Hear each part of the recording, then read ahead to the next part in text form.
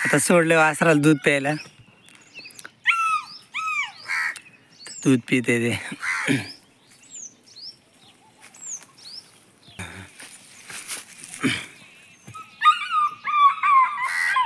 हे मोते तिकडे मोत कसं सारखा आवाज करतोय.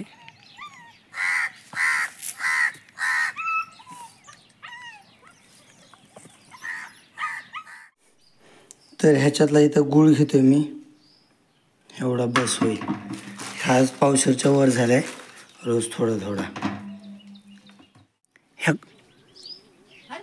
ह्या गुळाचं पाणी करायचं. ह्याच्यात मी थोडं पाणी ॲड करतो. तर ह्या गुळाचं पाणी करून मग गंगाला थोड्या वेळ प्यायला ठेवायचं. जर ती नाही पेली तर ह्याच्यात खुराक टाकायचं आणि हे खुराक टाकून कुट्टीवर ओतून द्यायचं. मग ती कुट्टीत मिसळून खायला सगळं. आणि आपण अश्वगंधा पण चारतो गाईला, तर मी थोड्या वेळाने दाखवतो तुम्हाला अश्वगंधा कशी असते. तर त्याचे फायदे तर भरपूर आहेत. गाईला भूक लागते, ताकद वाढते, तर ती पण आपण चारतो. आणि त्याचे गुण दुधात पण येतात, मग ते दूध आपल्याला खायला पण चांगलं आहे. तर थोड्या वेळाने तुम्हाला अश्वगंधा दाखवतो. तर तिला काल चारली होती, आज दाखवतो थोड्या वेळाने. तर हे आहे आपल्या घरासमोर अश्वगंधाचं झाड हे. तर ह्याला इकडं बिया येतात छोट्या छोट्या कवरमध्ये. तर त्या अश्वगंधाच्या मुळ्या वाळल्यानंतर त्याची पावडर होती, तर ही उकळात पावडर कुटून टाकली. तर ही पावडर आहे ना, तर त्या गुळात खुराकावर टाकणार मी. तर ह्या अश्वगंधाच्या मुळांची पावडर आहे. तर कुटून केली तर गाय नवीन विलेवली आम्ही महिनाभर तरी तिला देतोच, म्हणजे ती थोडं खाते वगैरे, ताकद राहते त्याच्यात. तर अश्वगंधाचे फायदे तुम्हाला नेटवर बघायला भेटतीलच. काल आणलेल्या ऊसाची कुट्टी करून ह्यांना गव्हाणी टाकली होती, तर बऱ्याच जणांनी खाल्ली. तर तुम्ही म्हणाल मायडी कुठे गेली इथली, तर मायडी आपण शेजाऱ्यांच्या शेतात बांधली. त्यांनी वैरण गोळा करून नेली, थोड्या हराळ होती तर तिथं बांधली. तर ही वृंदा तर कुट्टीच खात नाही.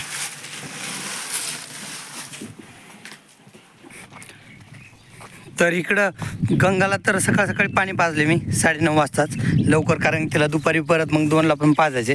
सकाळी उशीर झाल्या दुपारी पित नाही. तुम्हाला जर व्हिडिओ बघायला आवडत असतील ना, आणि रोज तुम्ही बघायला आवडत असतील, तर चॅनलला सबस्क्राईब करा. आणि हे वासरे उठ. तर हे ना सेम हरणावणी झाल्या, म्हणजे कसं पायाला पांढऱ्या, हरणी पण पोटाच्या भागाला इकडं कासेच्या मध्ये किंवा पोटाच्या भागाला खालून पांढरे असतात ना. फक्त याला इथं जे जास्त डार्क पांढरा कलर आहे, इथं मानेखाली फक्त. नाही तर हरणासारखंच आहे. हरणाचे पाय पण मधून पांढरे असतात आणि खाली पांढरे असतात ना. कधी कधी इथं काळे असतात किंवा असेच नॉर्मली पांढरे असतात. तर हे हरणावणीच कलर आहे ह्याचा. आणि ही मेंढाची जागा बदलली, त्याला जिथे बांधले त्याला थोड्या वेळाने त्याच्या जागेवर बांधतो. त्यांनी मला ओढत सकाळी दूध पिऊन आणलं, तर ओढत त्यांनी मला इकडंच आणलं या झाडाकडं. तर म्हणलं बस या झाडापाशीच, म्हणून त्याला इथं बांधलं होतं. थोड्या वेळाने नेतं त्याला त्याच्या जागेवर. 10:30 वाजलेत, ह्यांचं खाऊन झालंय, सगळे आराम करतायत. ह्यांना पाणी पाजून तिकडं झाडाखाली बांधतो. मगाच बांधायला पाहिजे, त्यांचं मगाच खाऊन झाले. पण मला वाटलं उरलेलं खातील काय की कुठे, थोडी थोडी राखली त्यांनी गव्हाणीत.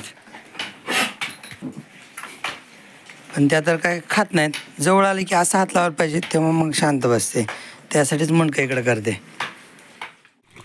हौद भरायला चालू आहे आपला. गायांना चरायला किती आवडते. इथं गवत पण नाही, म्हणजे खाता पण येत नाही, तर त्यालाच खात बसते. खाता येत नाही तरी पण.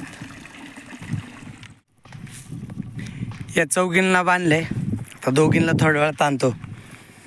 आज खिलरी पलीकडं बांधली, वृंदा अलीकडं. राणी वृंदाला नाही मारत, म्हणजे खिलरीसोबत कशी मस्ती करते तशी वृंदासोबत नाही मस्ती करत.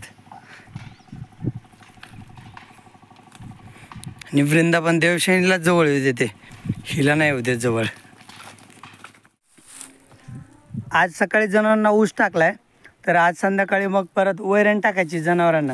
वैरण नेण्यासाठीच मी आलो होतो इकडं वैरणच्या शेतात. बैलगाडी घेऊन आलो, तो बैलगाडी भरली. आता बैलगाडी बांधतो आणि घरी घेऊन जातो. तर आज उन्हाचं चालू आहे मी, कारण परत 4 वाजता खायला टाकायचं ना जनावरांना. तर त्याच्यामुळं आत्ताच नेऊन आणले. परत मला काटवात पण जायचं आद्रिकड, त्याच्यामुळे आणून ठेवा म्हटलं. मी नसलो तरी मग भैया खायला टाकेल जनावरांना. इकडं बघ सरजे, चल इकडं बघ, चल इकडे बघ.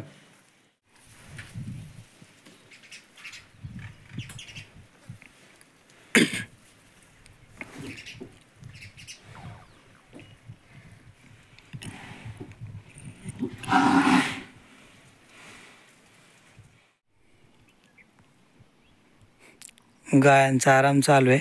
राणी मी आल्यावरच उठली. लगेच वाट बघते, न्यायला आलं का काय.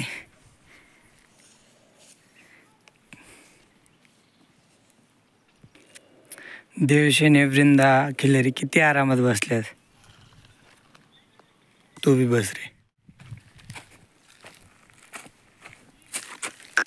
चल बघा, हे पे माणूस आलं की ते ह्याच्या जवळ आलं कीच लगेच गाय उठली. लगेच चला आता गाईला दुपारचं पाणी पाजतो. 1:45 वाजलेत. तिला सकाळी 9लाच पाणी दाखवलं होतं. आता पेल. बैलगाडीतली वैरण मी तिथं कुट्टीपाशी टाकली. तेवढी कुट्टी केल्यानंतर मग बाकीची घ्यायची बैलगाडीतली. आता 4 वाजले. जनावर आणायला चालू करतो. भैया तर जरशा गाय आणायला लागला. त्यांनी घेतल्या पण घरी जरशा गाय. तर मी आता इकडच्या आणतो चन्ना खालच्या. हिला कुट्टी ठेवली होती सकाळी, अर्धी तर तशीच ठेवली मी.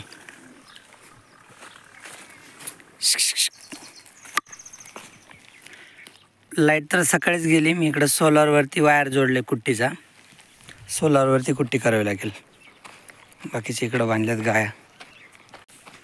तर ह्यांना आज 2-2 करून घेऊन जातो घरी.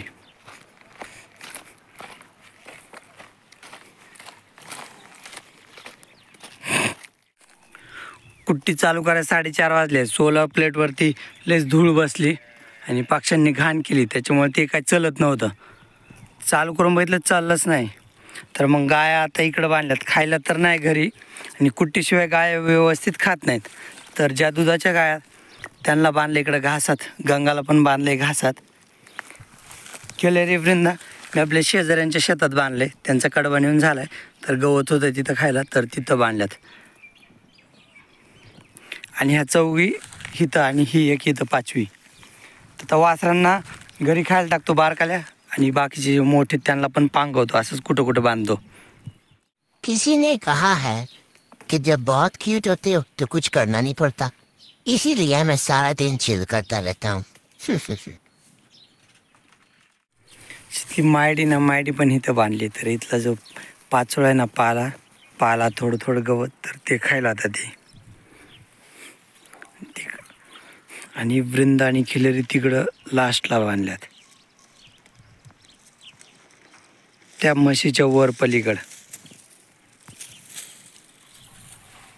5:30 वाजलेच. आपलं रोजचंच काम ऊस न्यायचं आहे. त्यासाठी ऊस न्यायला आलो आहे. रोज 5:30 वाजता मला 4 वाजल्यानंतर उद्याच्या दिवसाचं नियोजन लावावं लागतं जनावरांच्या खाण्याचं. त्याच्यामुळे आज आलो ऊस न्यायला. आता जी वैरण आणली होती घरी, आज कुट्टी केली नाही, तर तीच वैरण उद्या सकाळी टाकायची. त्याच्यामुळे वैरण आणायचा ताण नाही आज.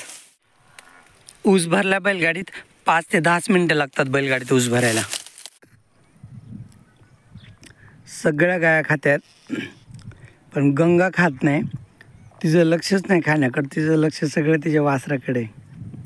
गोल फिरून थांबली ती तिथं. बघा, ती खातच नाही. बराच वेळ झाला गोल फिरत होती. गोल फिरून कंटाळी. ते बघा परत फिरायला लागली गोल. तिचं खाण्याकडे लक्षच नाही. तर तिला आता मी घरी नेऊन बांधतो. आणि टाईम पण झाला आहे. टाईम झाला तर 6:20. गंगाला बांधले. दिवस मावळायला लागला आहे. झाडामुळे दिसत नाही, दिवस आहे आणखी. तर खिल्लारीला आणि वृंदाला न्यायला आलो आहे. त्यांना इकडं आपल्या शेजाऱ्यांच्या शेतात बांधलं होतं. तर ते गवत वगैरे खात आहेत. एवढं हिरवं गवत नाही आहे, पण खात आहेत बघून. कारण त्यांना पण बरेच दिवस झालं चारायला भेटलं नाही. पावसाळ्यात सारखी चरायची सवय ना त्यांना, त्याच्यामुळं. गाय पाणी पाजून घेतल्या.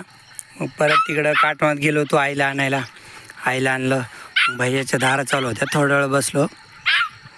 मग परत नंतर वासरू पाजलं. ते जरशा गायचं आधी वासरू पाजलं. मग नंतर आता गंगाचं पाजायला लागलो आहे.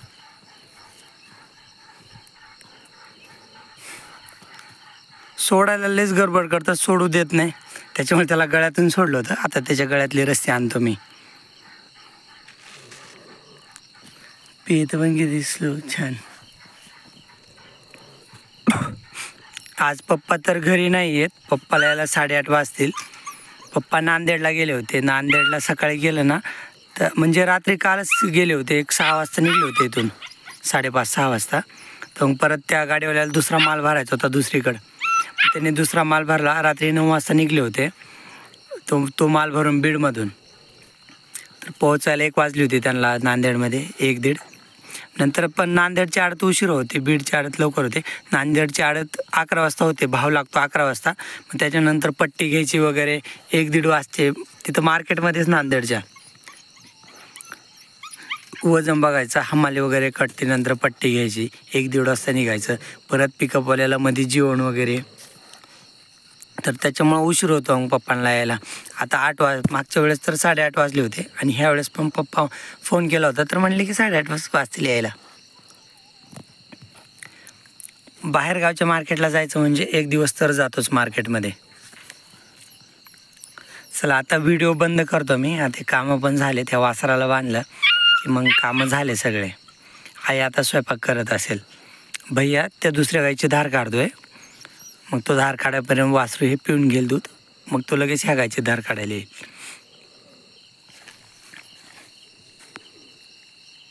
आणि मोत्याला दूध पाजलं ना, आता थोड्या वेळाने पाजेल. त्याच्यामुळे तो सारखा ओरडतोय.